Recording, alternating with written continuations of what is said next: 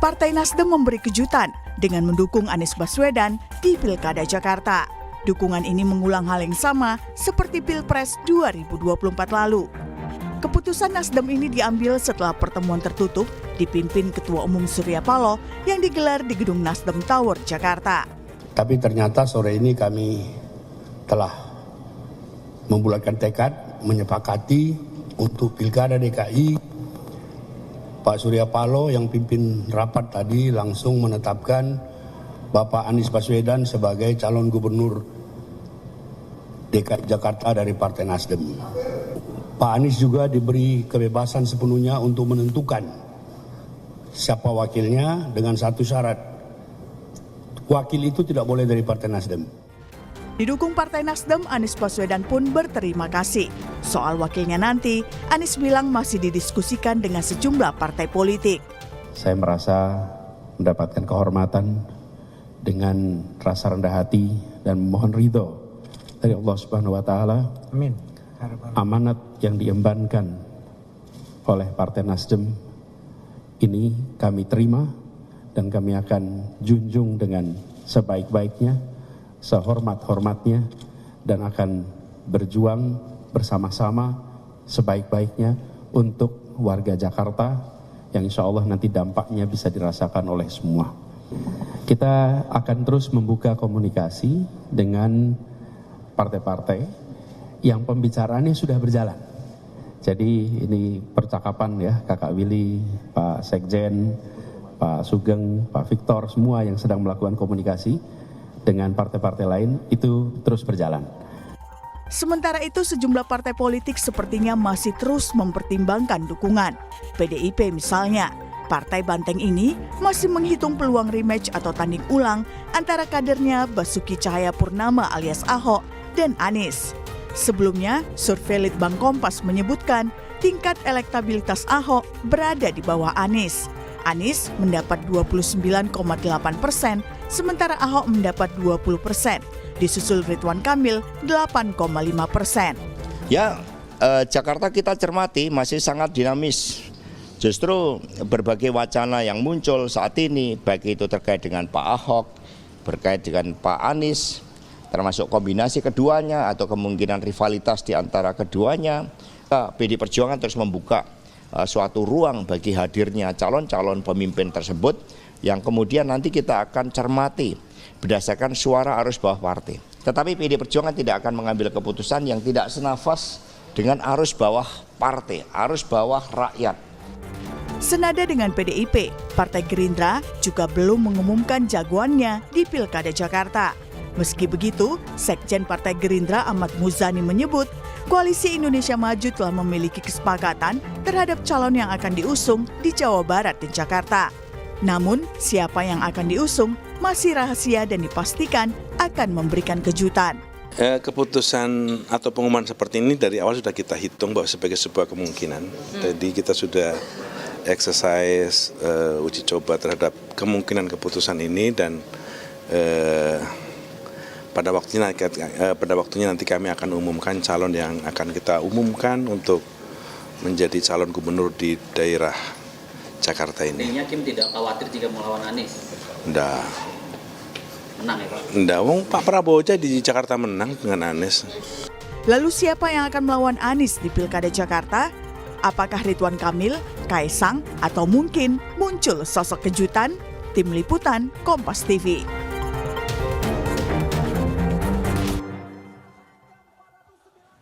Saudara, Partai Nasdem resmi menyatakan dukungan kepada Anies Baswedan di Pilkada Jakarta. Keputusan ini menyusul Partai Keadilan Sejahtera yang sudah lebih dulu menyatakan dukungannya. Lalu siapa yang akan menjadi lawan tanding Anies Baswedan di Pilkada Jakarta? Mengingat masih ada sejumlah partai politik seperti PDI Perjuangan hingga Gerindra dan juga Golkar yang belum mendeklarasikan jagoannya di Pilkada Jakarta. Kita bahas di pagi hari ini soal Pilkada Jakarta bersama dengan sejumlah narasumber. Sudah ada Ketua DPP Partai Nasdem, sudah ada Bang Willy Aditya. Selamat pagi, Assalamualaikum Bang Willy. Waalaikumsalam warahmatullahi wabarakatuh, Adisti. Pagi. Ya, semangat ya habis mengusung Anies Baswedan ya. Oke, kemudian juga ada Wakil Ketua Umum Partai Golkar, Ahmad Doli Kurnia yang nanti akan bergabung menyusul. Kemudian ada juga juru bicara tim pemenangan nasional pemenangan Pilkada 2024 dari PDI Perjuangan, ada Mas Ciko Hakim. Selamat pagi, Assalamualaikum Mas Ciko. Pagi, waalaikumsalam. Pagi semua. Pagi ya, harus semangat ya Mas Ciko ya. Oke, kemudian ada pengamat politik dari Universitas Al-Azhar Indonesia, ada Kang Ujang Komarudin. Selamat pagi, Assalamualaikum Kang Ujang. Selamat pagi, waalaikumsalam Mbak Adisti, Bang Willy. Iya, Kang Ujang. Ciko. Kang Ujang nanti kita nantikan ya kedatangannya di studio, tapi masih di jalan begitu ya Kang Ujang. Saya masih, ini menarik sekali ya, Partai Nasdem akhirnya mengusung nama Anies Baswedan untuk Pilkada Jakarta, seperti dejavu tampaknya. Pertimbangannya apa sebenarnya Bang Willy? Iya, Nasdem dan Anies itu botol ketemu tutup saja. Nggak Oke. ada surprising sebenarnya. Nasdem selalu mengedepankan scientific approach dan kemudian secara kualitatif, dua hal itu yang menjadi variabel Nasdem dalam mengambil keputusan. Secara kuantitatif itu Mas Anies memang survei masih yang tertinggi. Secara kualitatif integritas beliau, emosional bonding sama Nasdem itu satu hal yang nggak terelakkan ya. Dan kemudian tentu setelah menyerap aspirasi dari teman-teman struktur Nasdem di DKJ, tentu menyampaikan banyak sekali suara-suara untuk kemudian mengusung kembali Anies Baswedan ya. Tentu ini menjadi hal yang semulanya akan kami jadikan gong, tapi karena ada permintaan dari teman-teman DPW Jakarta, kemarin kita rapat dengan Ketua Umum untuk kemudian kita putuskan untuk kemarin mendeklarasikan usungan terhadap Mas Anies di Jakarta, gitu aja. Oke, jadi itu juga setelah 4 jam ya kalau nggak salah ya, pertemuan secara tertutup dan juga rapat-rapatnya ya Bang Willy ya. Ya, mulai dari siang ya, setelah kedatangan Mas Kaisang gitu ya, Mas Anies, ya nggak sempat ketemu sih mereka, tapi ya habis itu lanjut dengan rapat Mas Anies, ya 4 jam lebih lah ya. Jadi Mas Anies sama Mas Kaisang itu belum sempat ketemu ngobrol ya pada saat di DPP Nasdem itu, Nasdem tahu? Belum sempat ketemu, tapi selisihan ya, jadi karena beda lift mungkin nggak ketemu gitu. Ya Emang mungkin emang di settingnya nggak usah ketemu dulu atau gimana? Beda Enggak. lift. Itu kan katanya perjumpaan itu dua keharusan yang bertemu gitu ya. Jadi mungkin belum harus mungkin sama Gusti Allah untuk ketemu gitu. Jadi mungkin next time, dan itu juga mungkin terjadi pada pilkada yang sekarang ya. Oke, belum bertemu di pilkada yang sekarang ya, di Pilkada Jakarta. Itu artinya berarti nama Anies Baswedan ini tidak mungkin dipasangkan dengan Kaisang ya kalau dari Nasdem ya, sudah pasti, sudah jelas untuk Pilkada Jakarta. Dari obrolan kemarin kelihatan Bro Kaisang memiliki pilihan yang sudah sudah mantap, sudah maknyos lah gitu ya, untuk kemudian berkontestasi di luar Jakarta ya. Tentu kita hormati itu, beliau berdiskusi sangat intensif dengan Pak Surya Paloh karena itu sebuah suasana kebatinan antara orang tua dan anak ya, antara senior dan junior gitu ya. Jadi saling bertukar pikiran dan kelihatannya Bro Kaisang tidak di Jakarta begitu. Di Jawa Tengah maksudnya, Bang Willy? Kok naga-naganya Adisti lebih bisa membaca cuaca begitu. Oke, baik. Saya ke Mas Ciko. Mas Ciko, kita lihat ya kan tampaknya tidak terlalu mengejutkan begitu ya, nama Anies Baswedan ini diusung oleh Partai Nasdem. Nah, yang kemudian menjadi pertanyaan adalah pasti kan PDI Perjuangan juga memperhitungkan siapa nih sebenarnya nama dari kader internal partai Anda gitu, PDI Perjuangan ini, untuk melawan nama Anies Baswedan yang kita tahu juga elektabilitasnya masih teratas hingga saat ini.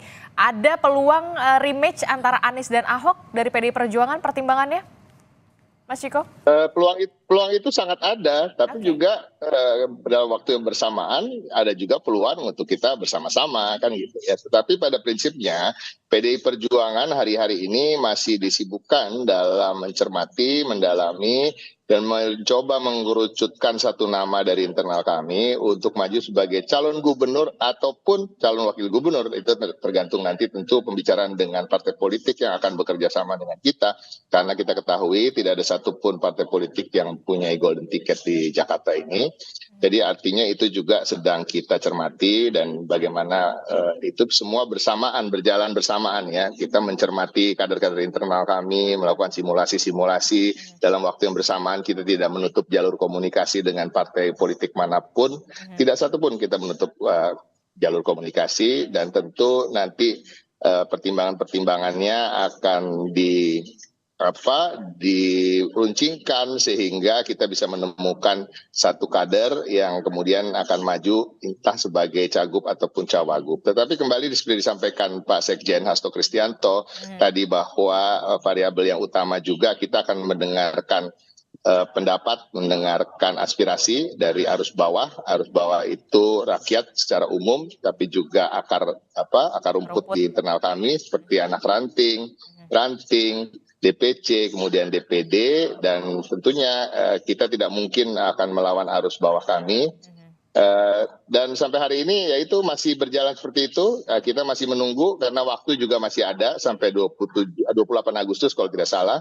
Jadi mudah-mudahan di awal Agustus kita sudah bisa mengerucutkan, dan siapa tahu bergabung dengan Bro Willy, dengan Kakak Willy, ya kan? Atau kita bertarung melawan Kakak Willy kan gitu. Tetapi intinya ini kan semua untuk kebaikan warga Jakarta, bahwa kami meyakini PDI Perjuangan karena suara kami selalu signifikan di DKI Jakarta itu, kami mengartikannya bahwa memang masyarakat juga menginginkan calon dari internal kami, termasuk juga tercermin dari hasil survei Litbang Kompas kemarin. Oke, kalau kita lihat ya Mas Ciko, ini kita lihat bersama elektabilitas bakal calon gubernur Jakarta. Ini nama Anies Baswedan ini tipis sekali ya dengan nama Basuki Cahayapurnama. Bahkan juga pada saat diundang Kompas TV, Pak Ahok mengatakan ya terbuka kemungkinan kalau untuk rematch ini dipertimbangkan nama Basuki Cahayapurnama untuk menjadi lawan yang sepadan nggak sih untuk Anies Baswedan di Pilkada Jakarta? Sangat dipertimbangkan, karena sebenarnya apa yang menjadi hasil survei Litbang Kompas itu juga mirip-mirip dengan hasil survei lembaga-lembaga lain yang juga kita cermati sebelum-sebelum ini. Jadi sebenarnya bagi PDI Perjuangan tidak terlalu mengejutkan.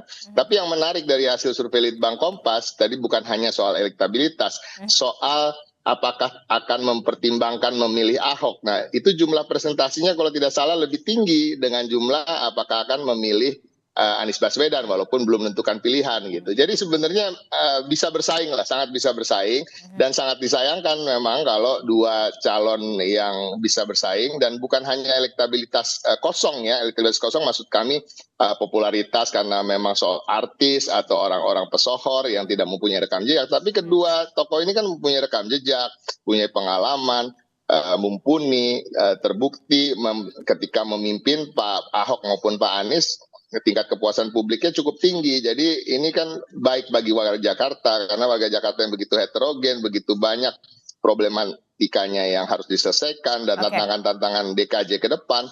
Artinya dibutuhkan sosok-sosok ini yang dapat menampung aspirasi dan harapan-harapan dari warga. Oke, baik.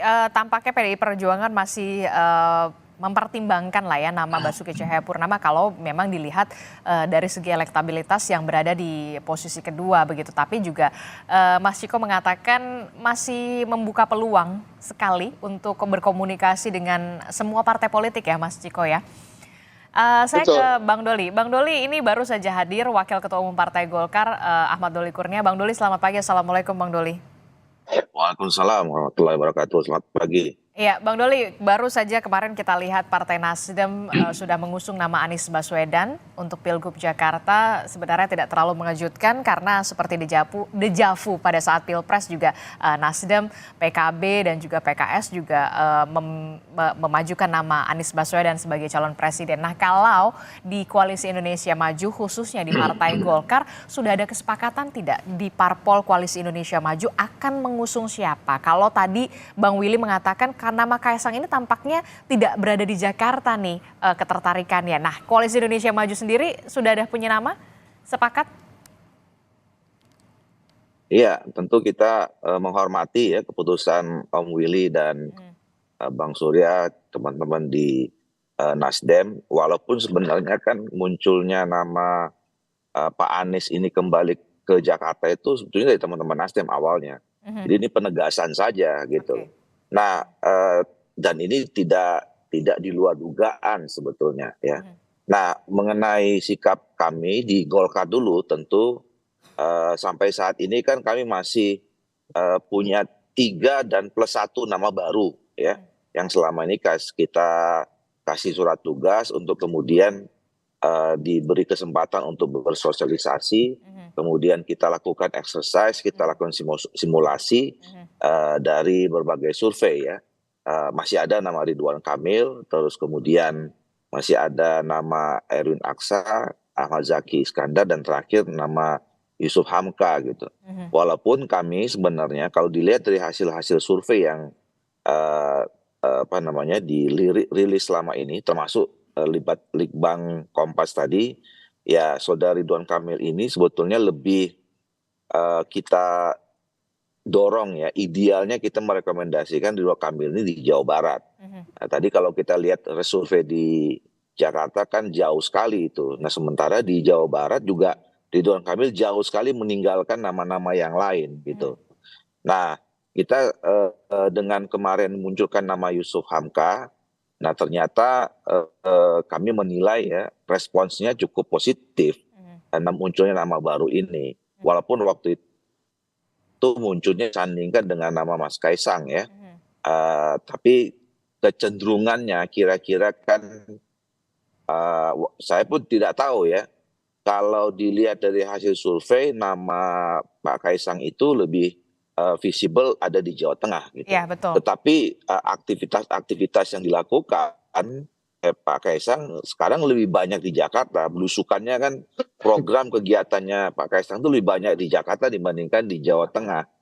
Nah, tapi itu kembali kepada otoritas kedaulatan dari masing-masing partai politik ya. Sama juga tadi kita menghormati putusan teman-teman di Nasdem dan juga Tapi begini Bang Doli. PDIP Perjuangan. Tapi begini Bang Doli, sebenarnya nama Ridwan Kamil di Jakarta juga tidak rendah-rendah banget begitu elektabilitasnya. Ini nggak jadi bahan pertimbangan walaupun kita tahu kalau di Jawa Barat nama Ridwan Kamil ya sudah jelas lah ya memang playgroundnya di sana begitu. Iya, kita kan selalu saya menyampaikan ya pertimbangan kita untuk menempatkan seseorang dicalonkan di satu daerah itu. Pertama kali idealnya, normatifnya itu kan apakah nama atau sosok tokoh yang kita dorong itu punya kebermanfaatan atau tidak buat masyarakat di daerah itu. Nah, salah satu ukurannya itu adalah kalau dia incumbent, itu kita lihat dari approval ratingnya ya. Nah, kalau kita lihat dibandingkan antara Jakarta sama Jawa Barat, nah approval rating Ridwan Kamil itu Jawa Barat hampir 90%. Wajar memang karena dia adalah gubernur periode yang sebelumnya. Di Jakarta kenapa tidak ada ya memang tidak pernah jadi gubernur gitu. Nah sebaliknya juga Pak Anies dan Pak Ahok itu punya approval rating yang juga cukup baik. Kenapa? Karena memang dua-duanya pernah menjadi gubernur di Jakarta. Nah dari poin itu sebenarnya kita udah bisa lihat keinginan masyarakat antara Jawa Barat dan Jakarta itu lebih banyak menginginkan Ridwan Kamil itu di Jawa Barat ya karena memang jadi lebih banyak diambil, warga Jawa Barat yang lebih menginginkan Ridwan Kamil dibandingkan Jakarta. Nah, walaupun misalnya tadi dilihat surveinya memang tidak ya kan antara 29, 20 sama 8 kan itu jauh juga sebenarnya ya. Iya, tapi tapi begini, kalau misalkan butuh challenge baru begitu, mungkin butuh challenge baru nama Ridwan Kamil untuk di Jakarta karena kan kita tahu Jakarta juga masih menjadi magnet politik begitu ya untuk nantinya mungkin Pilpres mendatang 5 tahun mendatang ada pertimbangan ke situ nggak? Begini, kita kan menghadapi kompetisi itu kan bukan hanya sekedar mau menantang-nantang atau men-challenge saja, kita kan mau menang, ya. Jadi semua perhitungan kalkulasi kita itu kan menempatkan seseorang atau pasangan didukung oleh partai politik atau gabungan partai politik itu kan judulnya at the end semuanya kan mau menang. Iya. Ya, kita bukan hanya sekedar mau jadi calon gitu untuk menantang dengan siapa gitu kan. Tapi kan kita ingin calon kita itu kompetitif dan bisa menang. Walaupun menang akhirnya kan itu urusan yang di atas, tapi paling tidak kan kita lihat apakah ini kompetitif apa tidak gitu. Nah, ini yang saya kira juga pasti semua menjadi pertimbangan catatan dari semua partai politik dan gabungan partai politik. Oke, itu jadi catatan ya, semua partai politik pasti ingin menang di pilkada, baik itu pilkada Jakarta ataupun di Jawa Barat. Nama Anies Baswedan sudah diusung oleh Nasdem tentunya ingin menang, PDI Perjuangan juga lagi mencari siapa sebenarnya lawan yang cocok melawan nama Anies Baswedan yang kita tahu teratas. Nah, Kang Ujang Anda melihatnya bagaimana ini? Siapa sebenarnya sosok yang kita nilai atau kita tahu sebenarnya jadi penantang yang sepadan dari nama Anies Baswedan ini?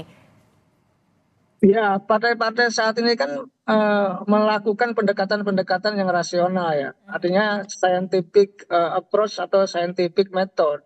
Dan itu dilakukan dengan menggunakan survei yang objektif. Dan itu sebuah pendekatan yang rasional, objektif, dan bisa dipertanggungjawabkan. Nah, dalam konteks itu, kalau kita melihat survei Litbang Kompas dan survei yang lain ya, yang sudah melakukan survei di daerah khusus Jakarta, maka kita melihat ya nama-nama tadi yang muncul. Ada Pak Anies, ada Pak Ahok, Pak Ridwan Kamil, dan lain-lain. Nah, apakah nanti gitu ya ada penantang yang bisa katakanlah memiliki ya ketokohan yang sama atau memiliki elektabilitas yang tinggi juga seperti Pak Anies atau Pak Ahok? Ya kita lihat. Karena apa? Misalkan Golkar sudah memunculkan nama baru Pak Yusuf Hamka, ini kan menarik. Nah, ketika nanti sebelumnya kan belum disurvei. Nah, ketika nanti disurvei apakah tinggi atau rendah? Ini kan menjadi sebuah catatan yang menarik dalam konteks pilkada di DKJ.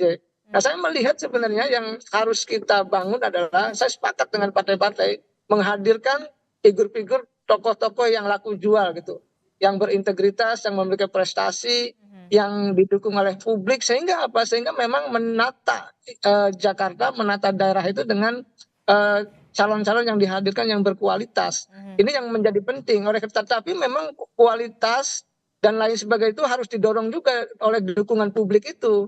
Nah, dukungan publik itu ya dilihat, dipotret dengan apa ya, dengan popularitas, dengan elektabilitas. Tapi Anda melihat begini, Kang Ujang, peluang rematch antara Anies dan Ahok ini untuk bertarung kembali begitu seperti pilkada tahun lalu begitu 2017 kalau tidak salah begitu, Anies melawan Ahok ataupun Ahok melawan Anies, Anda melihat terbuka peluang itu?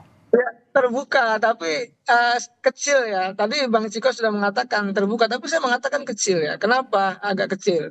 Ya, kedua-duanya memang memiliki elektabilitas, tapi agak jauh antara Ahok dengan Anies.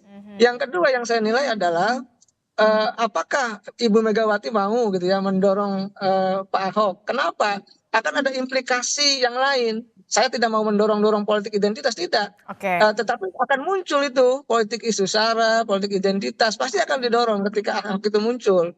Nah, yang ketiga, saya tidak mau juga memberikan penilaian negatif, tetapi kita harus objektif mengatakan Pak Ahok pernah dipidana oleh kasus penistaan agama.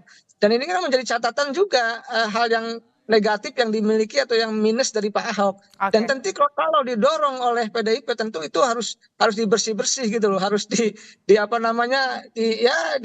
tip ek lah agar tidak ada jejak itu. Karena selama jejak itu ada ya itu menjadi sesuatu yang negatif bagi Pak Ahok. Agak sulit ya kalau Anda menilai ya, agak sulit. Mas Ciko, bagaimana? Ini juga jadi catatan dari PDI Perjuangan, terutama dari Ibu Ketua Umum, Bu Mega.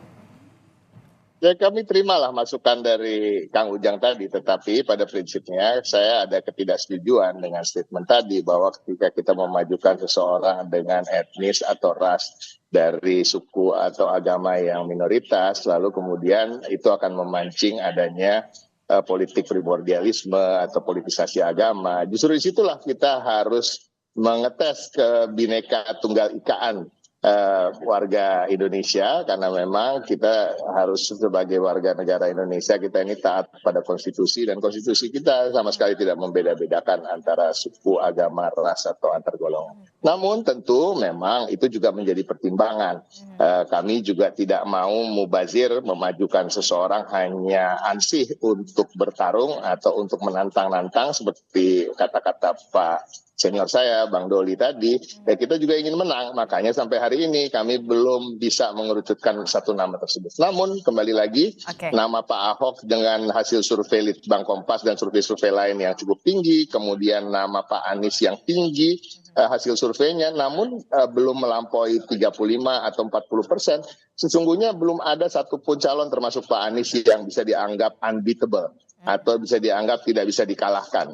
Karena ini juga tergantung bagaimana nanti memilih calon pasangannya, memilih partai-partai politik lain yang akan mendukungnya, dan kami meyakini PD Perjuangan memiliki kekuatan di situ. Ketika bicara soal mesin partai politik, kami sudah teruji dan terbukti selama era reformasi ini di DKI Jakarta, kami yang paling banyak menang sepertinya. Oke, menarik sekali kalimatnya PDI Perjuangan tidak mau mubazir hanya mencalonkan, tapi PDI Perjuangan juga pasti ingin menang ya, seperti Partai Golkar, semua partai juga ingin menang begitu ya, tak mau mubazir begitu. Oke, saya kalau ke Bang Willy nampaknya pertanyaan saya jauh lebih selangkah di depan, karena memang Nasdem, PKS ini sudah mengusung nama Anies Baswedan. Nah, Anies ini kalau di harian Kompas di halaman 4 ini judulnya adalah Anies tinggal mencari pendamping, karena kita tahu PKS dan juga Nasdem ini sudah memenuhi ambang batas pencalonan. Nah, mencari pendampingnya itu kalau dari Partai Nasdem sendiri tampaknya sudah tidak ingin mencalonkan sebagai cawagup, betul ya, Bang Willy? Penegasan saja. Ya, nanti kita minta Anies sowan ke Litbang Kompas, biar kemudian siapa yang direkomendasi oleh Litbang Kompas, itu yang kita jadikan pasangan Anies. Jadi Nasdem tidak cawe-cawe untuk kemudian siapa yang akan mendampingi Anies. Monggo silahkan, kemarin hasil rapat kita Pak sudah menegaskan Bung Anies silahkan cari pendamping sendiri. Ada dua yang bisa menjadi variabel. Pertama adalah bagaimana kontribusi untuk koalisi. Yang kedua ya preferensi publik tentunya dalam hal ini ya. Tentu berkomunikasilah kata Pak Surya dengan semua partai ya, dan buka pintu selebar-lebarnya, jangan kemudian ada ada handicap gitu, ada barrier gitu dengan partai manapun, karena kultur kita memungkinkan untuk ini bisa berdialog satu dan lainnya ya. Tentu ini menjadi suatu opportunity bagi Anies Baswedan ya, dan Nasdem dengan tadi Bung Ciko, Bung Doli ya. Kami berkomunikasi sangat intens, cair ya. Dan kemudian bisa ya, kalau kita bisa bermusyawarah untuk banyak hal, tentu untuk Jakarta juga bisa terjadi ya.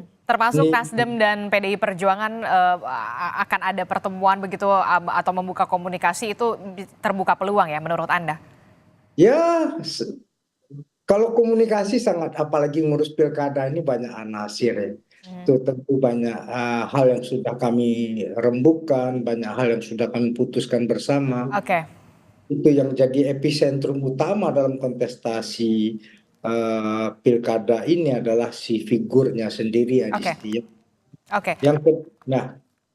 Bang Willy, tapi kan begini ya, kalau tadi Anda mengatakan Pak Surya Paloh membebaskan lah, ibaratnya membebaskan Pak Anies Baswedan untuk memilih pendampingnya di Pilgub Jakarta, begitu ya, terbuka komunikasi dengan partai politik lain. lalu yang kemudian menjadi pertanyaan adalah partai politik yang mengusung nama Anies Baswedan kan PKS. Nah, PKS ini sudah mengusung juga nama Sohibul Iman. Nah, kalau dari Nasdem sendiri seperti apa? Nama pendampingnya Anies ini kan jangan sampai ada resisten, baik itu dari PKS, Nasdem, dan juga nanti mungkin PKB menyusul. Nah, bagaimana Anda melihat ini kalau PKS sudah ada nama Sohibul Iman? Jangan dijawab dulu tapi ya, Bang Willy, tetaplah bersama kami usai jeda di Sapa Indonesia Pagi.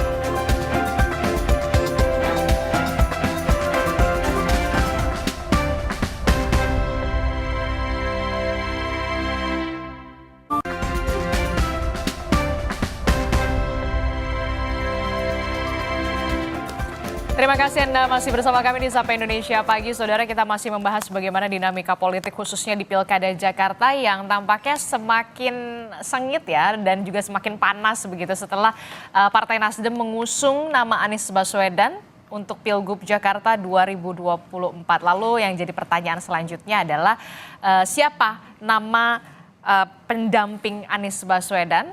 Kita akan membahasnya bersama dengan Partai Nasdem, ada Bang Willy, kemudian PDI Perjuangan, ada Mas Ciko, ada Bang Duli juga dari Partai Golkar, kemudian ada Kang Ujang juga yang sudah hadir di studio, akhirnya sampai juga ya Kang Ujang ya. Saya ke Bang Willy tadi pertanyaan saya masih menggantung begitu ya. Jadi kalau kita lihat ini di Harian Kompas di halaman 4 ini judulnya Anies tinggal mencari pendamping begitu ya. Pertanyaan saya satu langkah ke depan karena memang dukungan partai politik terhadap Anies Baswedan untuk maju di Pilgub Jakarta ini sudah memenuhi ambang batas pencalonan. Nah, selain nama Nasdem, PKS ini kan memang sudah mengusung begitu nama Anies Baswedan tapi dengan Sohibul Iman. Nah, ada kompromi nggak nanti? Apakah nanti ini bisa terotak-atik atau kemudian Nasdem memang akhirnya legowo memasangkan Anies Baswedan dengan Sohibul Iman? Bang Willy? Iya, siapapun yang menjadi keputusan Mas Anies untuk calon wakil gubernur, tentu kita bersepakat karena itu hasil kesepakatan, hasil rapat kemarin yang sudah kita putuskan. Nasdem tidak menyodorkan nama siapapun, nama Ahmad Sahroni ataupun nama Wibian Rino, tidak. Ini untuk apa? Untuk membebaskan Mas Anies dalam proses berkomunikasi dengan partai lainnya. Wajar saja PKS mengusulkan nama Sohibul Iman ya, karena mereka partai pemenang di Jakarta. Tapi tentu aspek lain harus kita lihat bagaimana untuk kemudian bisa lebih luas, lebih longgar tentu dengan kehadiran ya. Tadi PDI Perjuangan punya historical panjang di Jakarta seperti kata Bu Ciko tadi. Dan Adisti bisa ada sebuah referensi politik yang luar biasa tahun 97-98 yaitu ada Mega Bintang namanya. Mega Bintang itu ada di 3 kota dulu yang paling meledak-meletup ya, Jakarta, Solo, Jogja ya. Di Jogja itu saya dan Anies sama-sama besar itu, bayangkan Joksin dan Kisru, 2 geng besar bisa bersatu di bawah bendera Mega Bintang ya. Tentu itu menjadi modal politik yang sangat kuat ya. Dan hari ini komunikasi sangat terbuka, apalagi tadi Bung Doli mengatakan rasionalitas berpolitik itu sangat penting di dalam kontestasi ya. Jadi kalau pesan emak saya di kampung sana, condong matu kanan rancak, condong salero kanan lama, condong posisi kanan manang. Artinya? Begitu. Artinya condong posisi yang menang ya. Tentu itu yang menjadi sebuah patokan preferensi dalam pengambilan keputusan nanti. Jadi untuk posisi wakil siapapun masih sangat terbuka, masih sangat sangat bisa dikomunikasikan untuk kita bermusyawarah, bermufakat. Jadi saya ingin tegaskan kembali, Nasdem tidak menyodorkan satupun nama sebagai pendamping Anies Baswedan di Pilgub Jakarta. Benar, betul ya berarti ya? Ya. Oke, tapi begini Bang Willy, Bang Willy mengatakan mengingatkan pendamping Anies harus dirumuskan bersama-sama partai politik lain pengusung Anies. Cawagup dari Anies ini harus bisa menguatkan inti koalisi dan tidak menimbulkan resistensi antar partai. Maksud Anda? Ya, itu kemudian menjadi syarat satu dan lainnya. Karena apa? karena tentu kalau berpikir partai menawarkan nama itu suatu hal yang wajar karena mereka juga ingin mempertahankan satu koktel efek kepada partai masing-masing. Yang kedua bagaimana menjaga konstituen ya. Dan tentu yang ketiga kita suka tidak suka kalau semua partai mengusulkan kandidat kita harus duduk bersama. Siapa kemudian figur yang bisa menjadi benang merah dari wakil Anies Baswedan ya. Disinilah kemudian hak politik ya. Disinilah kemudian musyawarah mufakat itu menjadi suatu hal yang sangat krusial untuk kita duduk bersama ya. Jadi tentu kami sejauh ini yang memiliki komunikasi sangat intensif dengan Mas Anies itu membuka diri bahkan juga menjemput bola untuk kita bisa duduk bersama-sama. Siapa yang tidak hanya untuk figur sebenarnya ya. Jadi rasionalitas berpolitik itu apa yang dikatakan oleh Kang Ujang tadi untuk menyusun agenda bersama. Karena apa, DKJ daerah khusus Jakarta ini tentu memiliki banyak agenda-agenda, banyak cita-cita, banyak harapan ya tadi yang dibilang oleh Bung Ciko, misalnya Pak Ahok atau Perjuangan memiliki historikal yang panjang di sini. Bagaimana kemudian titik-titik sumbu ini bisa kita rajut untuk menyusun agenda-agenda kepublikan bersama. Selain untuk pendamping, Nasdem mengedepankan dengan Anies Baswedan adalah menyusun agenda aksi bersama. Begitu aja. Oke, Bang Willy, terima kasih. Saya ke Kang Ujang. Kang Ujang, kalau tadi dari pernyataannya Bang Willy, apa yang Anda tangkap? Karena kalau misalkan Partai Nasdem sendiri bahkan tidak menyodorkan satu nama pun untuk pendamping Anies Baswedan, membebaskanlah Pak Anies ini akan memilih siapa untuk menjadi pendampingnya di Pilgub Jakarta. Nah, tapi yang kemudian menjadi pertanyaan adalah bagaimana dengan kompromi yang akan dilakukan oleh PKS, Nasdem, atau kemudian nanti oleh PKB begitu untuk menentukan siapa pendamping yang pas untuk mendampingi nama Anies Baswedan. Kan nggak boleh ada resisten, harus kompromis di sini. Apakah nama Sohibul Iman akan diterima oleh Nasdem dan juga PKB misalkan begitu, ataukah mungkin ada resisten? Anda melihatnya? Ya tentu gini, pertama kalau kita melihat Nasdem ya, Anies tidak mau terbebani gitu dengan membangun koalisi itu, dan itu bagus apa yang dilakukan oleh Nasdem ketika tidak menyodorkan nama dari Nasdem. Satu poin. Yang kedua, poin yang lain, kalau misalkan apakah nanti PKB menerima gitu atau tidak, kalau Nasdem kelihatannya oke lah ya dengan siapapun karena sudah memberikan kebebasan. Tetapi jangan lupa PKB itu ya awalnya mendukung Anies. Anies yes, Sohibul Iman masih no kan, PKB itu seperti itu. Sehingga sampai hari ini masih tarik ulur terkait dengan dukungan itu. Nah tentu yang harus dilakukan tentu kompromi-kompromi itu. Dan saya lihat ya ada Bang Doli, ada Bang Ciko, ada Bang Willy, ini kan jagoan-jagoan dalam menentukan puzzle-puzzle koalisi. Saya melihat jagoan-jagoan dalam menentukan figur-figur yang akan dibangun di banyak daerah termasuk di DKJ. Saya meyakini itu. Nah dalam konteks itu yang paling penting adalah kompromi-kompromi itu. Di politik ya pasti kompromi untuk saling menguntungkan satu sama lain. Nah kalau kita lihat misalkan Anies dengan PKS, kalau ini kan satu napas dari dulu, di Pilpres satu napas, di Pilkada satu napas, di DKJ. Tetapi yang harus kita baca adalah misalkan begini, kalau Anies dengan Sohibul Iman ini kan satu napas, kenapa? Walaupun Anies bukan kader PKS, tapi kan kita tahu bahwa Anies identik dengan PKS. Artinya ya kalau dalam konteks grassroots suaranya suara PKS.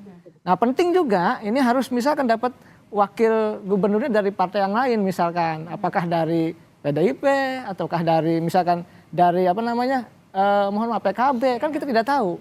Tetapi mohon maaf sekali lagi saya katakan juga Anies tanpa PKS juga akan agak berat, agak sulit. Jadi di sini perlu kompromi-kompromi yang saling menguntungkan dan kalkulasi-kalkulasi yang objektif dan rasional yang yakin akan dibangun oleh partai-partai yang berkoalisi dengan Anda melihat PKB masih resisten dengan nama Sohibul Iman yang disodorkan dari PKS. Kalau kita melihat kan Pilpres sudah kemarin sama PKB begitu, Anies Baswedan. Inilah saatnya Anies Baswedan bersama dengan PKS. Ya kalau politik saya tetap menganut teori who gets what, when and how. Siapa mendapat apa, kapan dan bagaimana.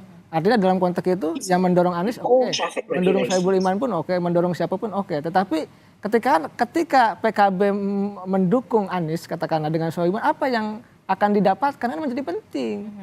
Karena bagaimana sejatinya itu yang ingin menang dan katakanlah ingin membangun kekuatan juga partai-partai itu ketika sudah menang itu. Jadi komprominya di situ saya melihatnya, Mbak Adisti.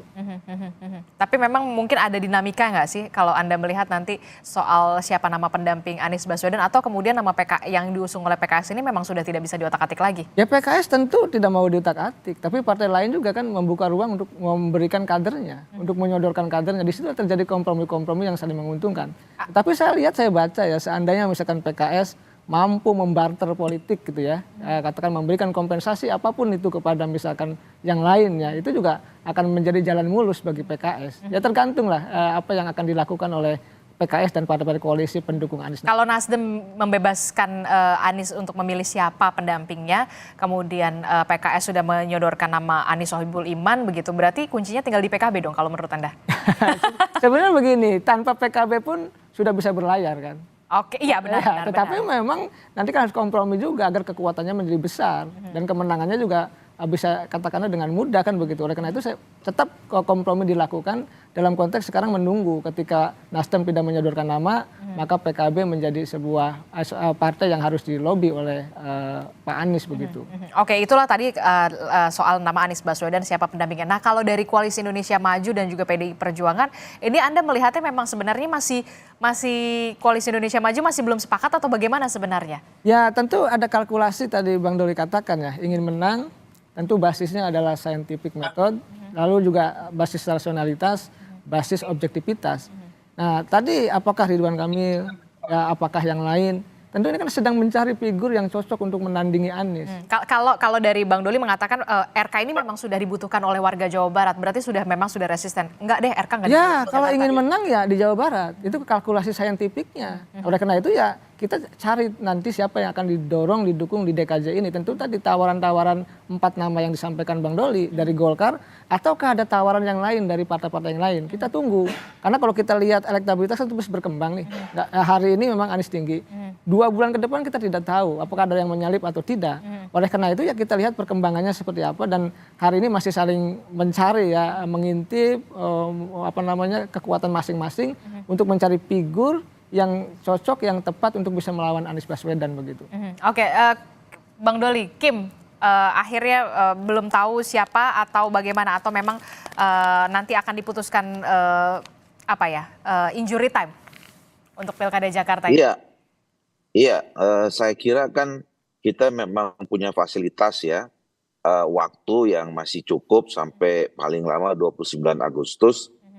Jadi waktu yang 30-an hari ini saya kira kita harus manfaatkan semaksimal mungkin untuk melakukan exercise dan berbagai kemungkinan ya, ada simulasi-simulasi. Makanya kalau kami dalam konteks Koalisi Indonesia Maju, saya menyarankan supaya mari kita buka saja, munculkan nama-nama baru ya, jadi tidak terpaku atau fokus 1-2 nama saja gitu ya. Misalnya kan baru-baru ini PAN kemudian mengusulkan nama Ibu Zita ya, putrinya Pak Zulkifli Hasan itu ya. Terus kemudian walaupun kemarin saya sebelum Pak Ariza ditetapkan sebagai calon Kota Tangerang Selatan ya, saya waktu itu bilang beliau juga punya reputasi sebenarnya di Jakarta gitu. Pernah jadi wakil gubernur, ketua DPD Gerindra Jakarta gitu. Nah masih ada nama-nama yang lain. Ya, kami misalnya dari berbagai aspirasi yang kami serap, tiba-tiba muncul nama Yusuf Hamka gitu ya. Nah jadi sebenarnya ini masih sangat dinamis ya, segala kemungkinan masih bisa terjadi. Waktu 30 harian ini kan apa saja bisa mungkin gitu. Dulu siapa yang mungkin tiba-tiba misalnya menduga ya muncul Pak Sohibul Iman sebagai calon gubernur, tapi dalam 2 hari dipasangkan dengan Pak Anies gitu ya. Jadi hal-hal yang tidak terduga itu bisa saja muncul dalam 30 hari. Tapi begini Bang Doli, kalau melihat nama baru yang kemudian akhirnya dimunculkan, apakah mungkin bisa mengerek elektabilitas nama baru tersebut untuk menandingi Anies Baswedan? Ya ya di dalam politik itu sangat mungkin saja. Kalau kita berkaca dari pengalaman-pengalaman terutama Pilkada Jakarta, ini kan memang punya keunikan sendiri ya. Jarang sekali ada incumbent yang bisa terpilih kembali gitu ya. Dan kemudian calon-calon yang muncul itu yang tiba-tiba tadi misalnya kalau dilihat dari pendekatan saintifik itu rendah sebetulnya. Tapi tiba-tiba kemudian dari bagaimana mengelola isu, kemudian ada cara-cara baru, inovasi baru dalam sosialisasi segala macam, tiba-tiba bisa jadi menang kan kira-kira begitu. Nah ini yang saya kira juga bisa jadi menarik gitu. Oke, kalau Mas Ciko gimana kalau dari PDI Perjuangan? Melirik tidak sih sebenarnya nama baru begitu untuk berkancah atau diterjunkan oleh PDI Perjuangan di Pilkada Jakarta? Kalau misalkan Bang Doli mengatakan ya terbuka juga kalau misalkan nama baru, misalkan Yusuf Hamka kalau dari Partai Golkar. Nah kalau dari PDI Perjuangan sendiri bagaimana? Yang utama bagi kami, tentu kami memprioritaskan kader kami itu tadi yang saya sampaikan bahwa kami berusaha untuk mengerucutkan satu nama. Ada beberapa nama di internal ya, Pak Ahok, Pak Jarot, ada Pak Andika, ada Bu Risma. Gitu. Tapi kami juga mempertimbangkan nanti kan juga akan berpasangan dengan siapa. Baik kami sebagai calon gubernur itu yang menjadi prioritas, tapi juga memungkinkan juga untuk kami sebagai calon wakil gubernurnya. Nanti kita masih bisa terbuka dan sangat terbuka, sangat tidak tertutup untuk menjalin komunikasi dan juga kemungkinan-kemungkinan tersebut. Tadi kan disampaikan politik ini apalagi kalau harus menjalin kerjasama politik harus ada kompromi-kompromi. Namun tetap yang kami kedepankan di PDI Perjuangan adalah tetap mendengarkan aspirasi dari arus bawah, akar rumput, baik itu internal maupun masyarakat kebanyakan.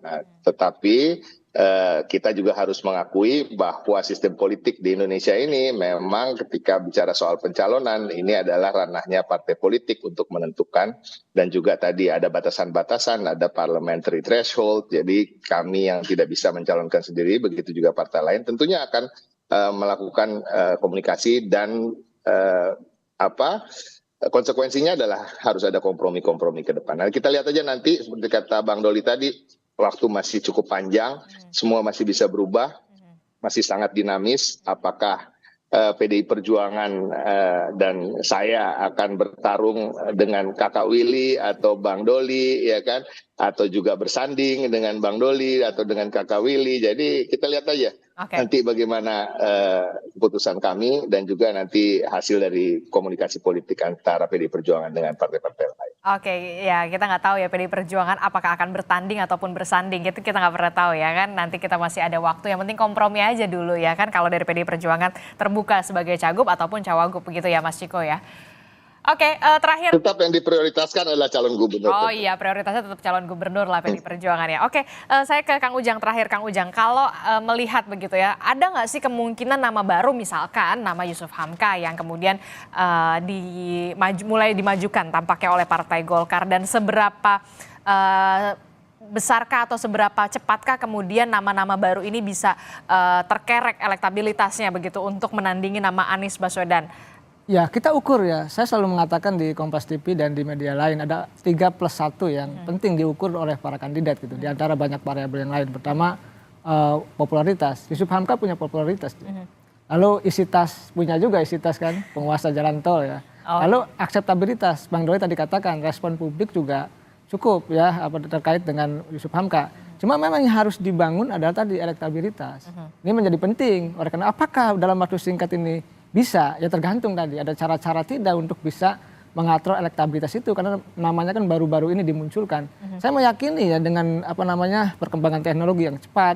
Kalau figurnya bagus, ya itu bisa saja. Bisa. Tetapi sekali lagi tergantung dari warga Jakarta itu dalam konteks menerima seorang kandidat. Yusuf Hamka ya cuma tinggal satu lagi itu elektabilitasnya. Populer oke, isi tas oke, akseptabilitas oke, tinggal popularitas perlu dikatrol untuk bisa katakanlah bersaing ya dengan kontestan yang sudah ada dengan nama Pak Anies. Termasuk mesin partai politik yang kemudian memang memajukan nama Yusuf Hamka yang harus ekstra kerja keras begitu tampaknya. Ya tentu ya, tadi Golkar sudah mengkalkulasi secara matang.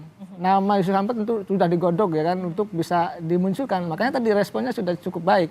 Tinggal bagaimana strategi-strategi yang dibangun untuk menaikkan elektabilitas itu. Saya rasa cuma satu PR-nya itu, tugas yang diemban oleh Partai Golkar, dan saya meyakini Partai Golkar partai yang berpengalaman banyak memenangkan pilkada ya. Tentu ini bukan sesuatu yang sulit bagi Partai Golkar untuk menaikkan elektabilitas dari Pak Yusuf Hamka. Oke, kita akan tunggu bagaimana nanti kompromi-kompromi politik yang akan dilakukan oleh masing-masing partai politik, baik itu partai politik yang sudah resmi mengusung nama Anies Baswedan, tinggal mencari siapa nama pendampingnya.